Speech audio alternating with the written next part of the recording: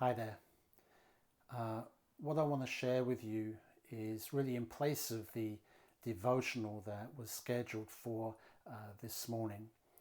I'm sure most of you were aware that yesterday's Pentecost service and message were recorded before much of the news, hit the media about the latest example of injustice against a person of colour in this country. And I'm sure that all of you are sickened, as I was, at just hearing and seeing on the news about the killing of George Floyd. And the riots, of course, that have ensued since are a huge concern to all of us, which is why I think the message yesterday was still very timely and applicable. Because as I said then, what are we really trusting in to change the hearts of men and women? What is going to create that atmosphere of love and respect for our fellow man, regardless of their race or colour or creed?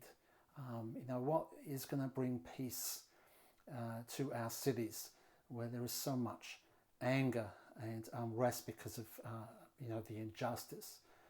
We desperately need a move of God in our nation today that is going to get to the heart of the problem, which is the human heart. But it has to start with us. It has to start with me.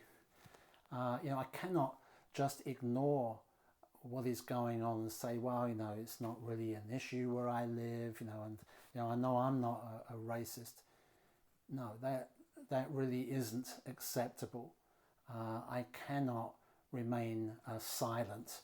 I must denounce racism wherever I see it as evil. It's anti-Christian, it's anti-God. God created mankind, each one of us, in his own image. And it was man's rejection of God to live for himself that led to the breakdown of relationships within families and the hostilities between different people groups and races within society. And yet Jesus came to redeem us from all of that, from that terrible brokenness.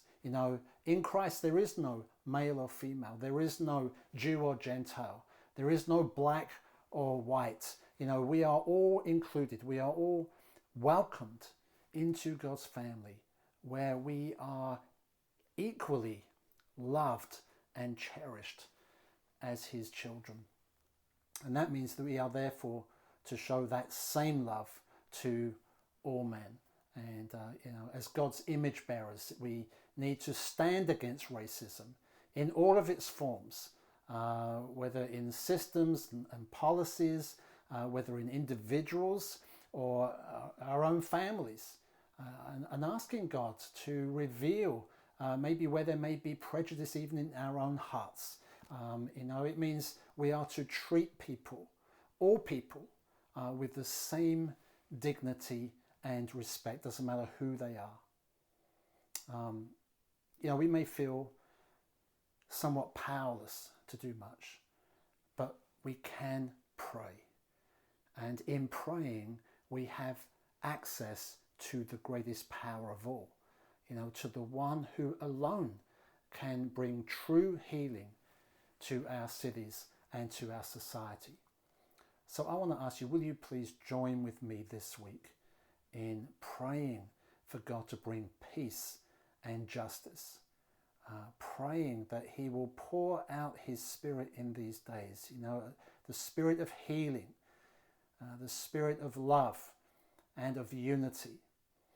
And when we gather together this weekend outdoors to pray for revival, let's make this a major focus of our prayers. Okay? So please, will you join with me right now? Let's just spend a few minutes right now in prayer. Okay? God bless you.